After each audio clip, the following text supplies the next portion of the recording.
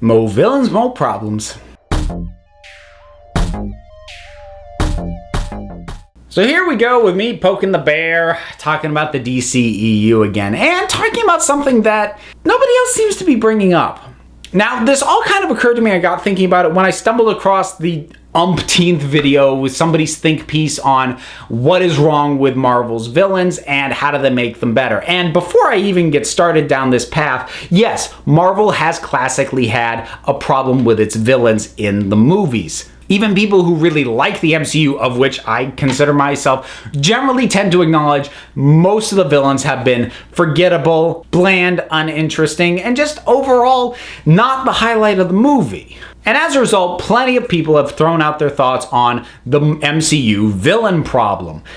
But, guys, DC's got a villain problem too. Now, it's a distinctly different one from the one that Marvel has, and it has to do with the way the two different companies have approached making their superhero-based movies and how their villains fit into that. Now, before I get into that too much, I think the reason that people haven't thought of or haven't been talking about DC's villain problem is because, well, because of Heath Ledger's Joker. People think DC villains, he immediately comes to mind. The thing is, though, the Nolan Batman films are not in continuity with the DCEU. You can't give the DCEU credit for that any more than the MCU can take credit for what was done in the Raimi Spider-Man movies. Different creative people, different regime, different continuity. But like I said, DC does have a villain problem with its movies, but it is not the same problem that Marvel's has. Marvel's problem with villains is, I don't want to say it's deliberate, but I think it's knowing, and it's something that they knew was going to happen, because Marvel very much made the deliberate decision going into their films to put the focus much more on the heroes, to a degree actually that hadn't really been seen in these kinds of movies before. Because usually you were getting a 50-50 split between hero and villain, but here Marvel really put a much heavier emphasis on villains, which resulted in villains either being sidelined, being in the background, not showing up for a lot of the movie, or not even getting revealed until the very end in some cases. But again, I think that was deliberate because they decided, look, we gotta make sure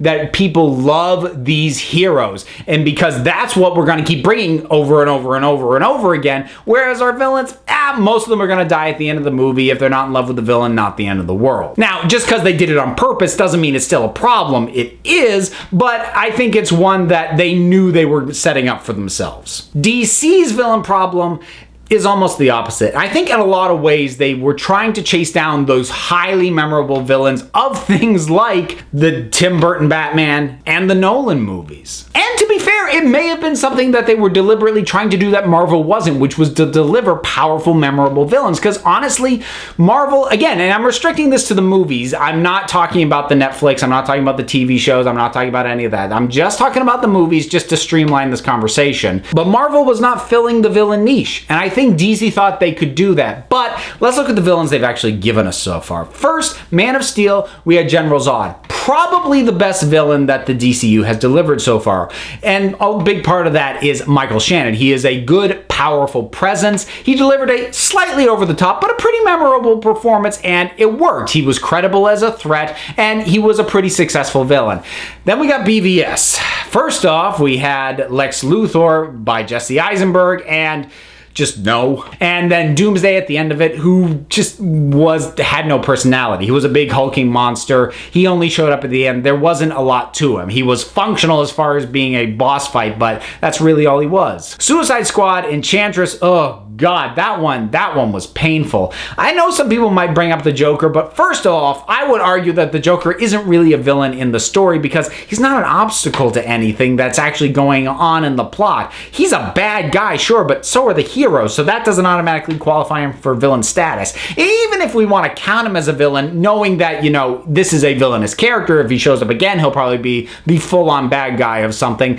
But even if we take that route and want to label him as a villain, Jared Leto's Joker, at best, highly divisive. Credit to them for trying. They tried to do something new with him, but for the most part, it didn't really seem to take. And then there's Wonder Woman, which is DC's most successful film critically, way up there in terms of box office. It has done phenomenally, but I would say that its villain is one of its weaker aspects. And consider this a spoiler warning for Wonder Woman, because some of this stuff is towards the end of the movie, and I am going to have to talk about it. Now, interestingly, Wonder Woman, DC took almost a more Marvel-esque approach to the hero and therefore the villain. And by that I mean, when they were making, particularly BVS, but also Man of Steel to a certain extent, they really seemed to be banking on built-in cultural awareness of who these heroes were as a way to not have to spend as much time really zeroing in on them and to try and spend more time with the villains. Or in the case of Batman v Superman, get away with splitting the time between two heroes, even though it was our introduction to one of them.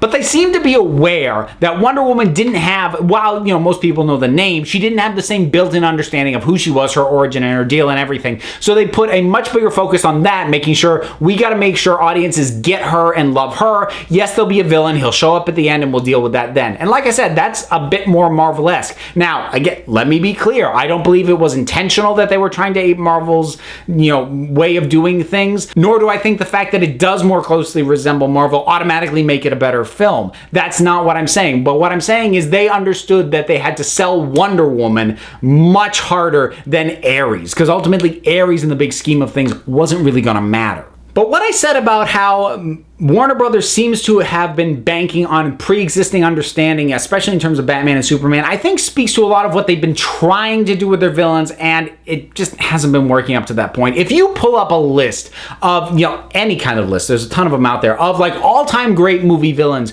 you'll start to notice a couple of recurring patterns, which is a lot of the ones that are really high up in those lists tend to either be villains that appear in sequels or villains that appear alongside heroes who fit a pretty specific box. And I'll explain that a little deeper, but what this means is that the heroes are something that the audience already understands. So not as much time needs to be devoted for them, therefore we get a really kick-butt villain. Obviously, in terms of sequels, this is automatic because the audience has already seen this hero before. They don't need a complete refresher. And that's how you get things like really great Bond villains. I would argue that was what put Darth Vader over the top, because he was good in Star Wars, but he became great in Empire Strikes Back. And Loki, as much as I love Loki, he wasn't really great until they brought him back a second time and we got more time on him in Avengers. And also, I want to be clear, when I say time and focus on the villains, I'm not talking about raw minutes. I'm not talking about screen time, because one of the ones I want to bring up is Hannibal Lecter, who has very little screen time in that movie, but hovers over the Silence of the Lambs the entirety as a presence. So that's another one I want to bring up, because when you deal with great villains that aren't necessarily in sequels, the other pattern you tend to see are ones who are opposite things like police or detectives or something that is very easily identifiable by the audience. And that's where you get people like Hannibal Lecter or John Doe from Seven or Hans Gruber from Die Hard, because the heroes in those cases fit pretty clear archetypes. Now, that's not me saying that those heroes are shallow or aren't good characters. They are, but they're very quickly understood. John McClane in Die Hard is a blue-collar cop, a kind of a rough-and-tumble guy. We know what that character is like, so that gives us an immediate base level of knowledge that Bruce Willis can then build on without having to spend a ton of actual time focusing on him, which means we get to focus more on Hans Gruber, which means we like him better. Great villain. Same with Clarice Starling. She is the rookie cop. Again, that is a basic fundamental trope, and we have a baseline understanding of what that character is like. Jodie Foster is then able to give what nuance she has without having to eat up a ton of the focus of the film. It allows to put more focus on Hannibal Lecter. Great villain. Likewise, John Doe, played by Kevin Spacey in Seven, because we've got our detectives, we've got the guy about to retire, we've got the sort of grizzled detective with a troubled home life. Again, stuff we've seen over and over again, and enough that we can now build these characters and get more time focusing on our villain. Great villain. And I think the problem that we've landed on is Warner Brothers and the DCEU tried to jump ahead, assuming that they could do that just because we were dealing with Batman and Superman. And Batman and Superman are very well-known characters, but they don't have the same baked-in level of understanding like something like a cop does. Because as long as the characters may have been around, they've only been in film in the case of Superman since the late 70s, and in the case of Batman since 89. And even those are kind of separate comic book movie eras. The modern era of comic book movies started in the early 2000s, so we've got, I'd roundabout say 20 years with sort of this current boom of superhero movies.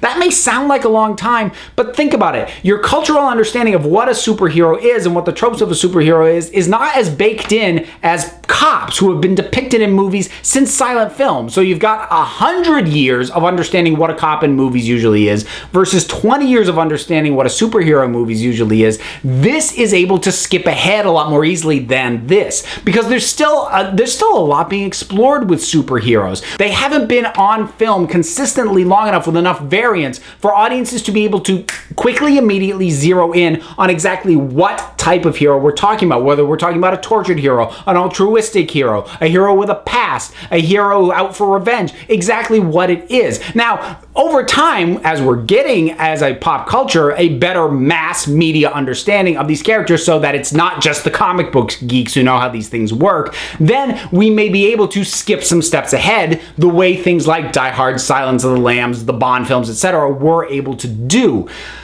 But I don't think we're there yet with superheroes. And Warner Brothers and DC banked on the idea that they were, and they could skip ahead. They could skip a Batman solo movie because people know Batman. We'll just shove Ben Affleck in the suit, and that'll be enough. They'll zero in on him right away. But they didn't. People were going, wait, it seems like he's killing people. I thought Batman doesn't kill. And no, I'm not trying to get into that argument, but I'm just saying, you see those scenes, you see guns on the thing, and the most immediate Batman we'd seen prior to that was one who really made a huge deal of the fact that he didn't kill. So you didn't give audiences a chance to get acclimated to this new Batman. Therefore, they're still trying to figure that out while you're throwing in these villains who are eating up screen time that honestly should have been better devoted to getting us to understand these heroes. And I think that is a big part of why these villains haven't worked, which is that for a villain to work, any villain, they need to be playing off of a good, solid hero. And like I said, DC, up until Wonder Woman, had kind of been skipping ahead. The closest they came to really building a superhero and making sure the audience got who they were was in Man of Steel, which I would say is part of the reason that Zod is probably the best villain that we've gotten from the DCEU so far. Now, that's been their problem so far. Is it going to continue to be their problem going forward? Well, I hope not. That said, the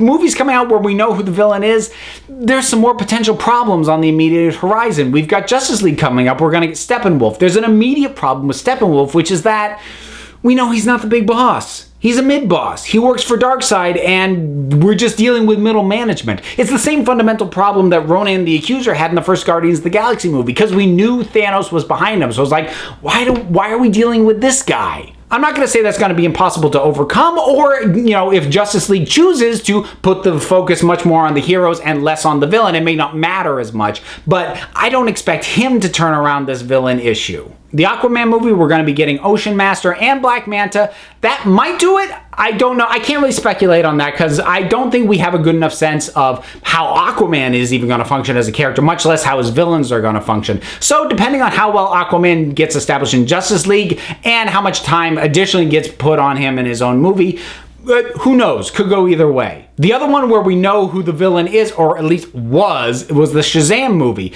Dwayne Johnson is Black Adam. Now this could have really been it. This could have been the villain turn for the DCEU. This could have been their Loki, their Darth Vader, their whoever you want to put in there. Big, intimidating, inherently charismatic guy, an immediate physical threat. You really get a sense of presence for him.